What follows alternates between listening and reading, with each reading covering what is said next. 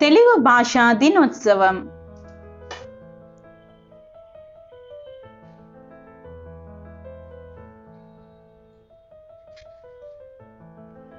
అందరికీ ముందుగా తెలుగు భాషా దినోత్సవ శుభాకాంక్షలు. తెలుగు అనే పదంలోనే ఎంతో మాధుర్యం ఉంది కదా. తేనెలలకు భాష మన తెలుగు భాష, అమ్మదనం నిండిన కమ్మనైన భాష మన తెలుగు భాష. ఆగస్టు 29వ తేదీకి ఒక ప్రత్యేకత ఉంది. వ్యవహారిక భాష ఉద్యమకర్త అయిన గిడుగు వెంకట రామమూర్తి పంతులు గారి పుట్టినరోజు ఈ రోజు. గ్రాంధిక భాషలో ఉండే పాఠ్యాంశాలను వాడుక భాషలోకి మార్చాలని ఎంతగానో కృషి చేసిన వారు గిడుగు వెంకట రామమూర్తి పంతులు గారు.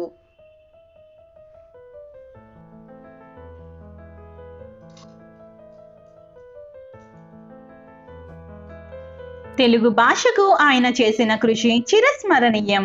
ప్రతి విద్యార్థికి సులువైన పద్ధతిలో పాఠ్యాంశాలు ఉండాలని ఆలోచించి మన ఇంట్లో మాట్లాడే భాష, బడిలో మాట్లాడే భాష వేరువేరుగా ఎందుకు ఉండాలి అని అనుకుని వాడుక భాషలోనే పాఠ్యాంశాలు ఉండాలని ఉద్యమం చేశారు.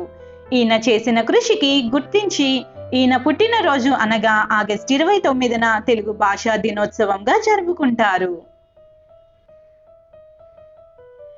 మనిషి పుట్టిన తరువాత మొదటగా భాష నేర్చుకునేది అమ్మ ఒడిలోనే.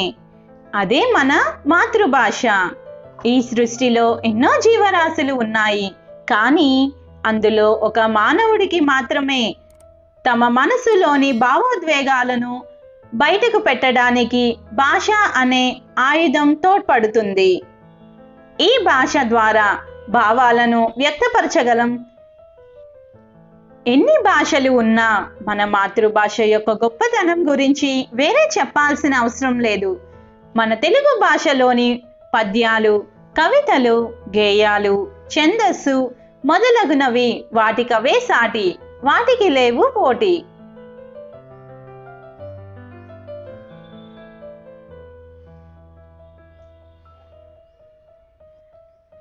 అందుకే అన్నారు శ్రీకృష్ణదేవరాయలు, దేశ భాషలందు తెలుగు లెస్స అని.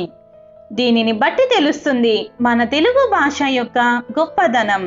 కానీ ఈ రోజుల్లో కొంతమంది తెలుగునే మర్చిపోతున్నారు. ఇక తెలుగు భాషా దినోత్సవాన్ని గుర్తుంచుకుంటారు అని అనుకోవడం కొద్దిగా ఆలోచించాల్సిన విషయమే. ఇలా అనడం వల్ల కొందరికి కోపం రావచ్చు, కానీ ఇది నిజం. ఇతర భాష వ్యామోహంలో పడి మాతృభాషపై మక్కువ తగ్గిపోతుంది. అలా అని ఏ ఇతర భాషలో నేర్చుకోకూడదు అని అనడం లేదు. మొదట మన మాతృభాషకు ప్రాధాన్యత ఇవ్వాలి. తెలుగు రాని వారితో ఇతర భాషలో మాట్లాడటంలో తప్పు లేదు, కానీ తెలిసిన వారితో కూడా పరభాషలో మాట్లాడటం మన భాషను మనం తక్కువ చేసుకోవటమే.